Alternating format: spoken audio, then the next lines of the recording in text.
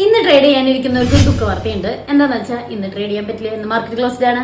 അപ്പോൾ ഇന്ന് മഹാരാഷ്ട്ര ഇലക്ഷൻ ആയതുകൊണ്ട് തന്നെ മഹാരാഷ്ട്ര അസംബ്ലി ഇലക്ഷൻ ആയതുകൊണ്ട് മാർക്കറ്റ് ക്ലോസ്ഡ് ആണ്. അപ്പോൾ നവംബർ 20 ഇതില്ല.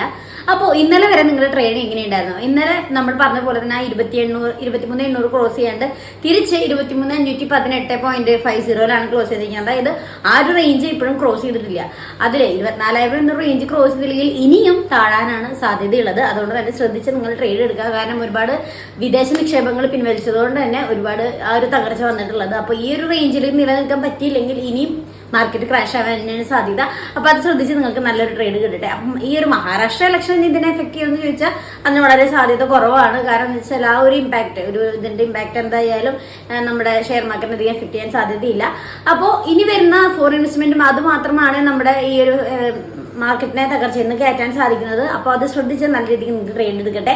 അപ്പോൾ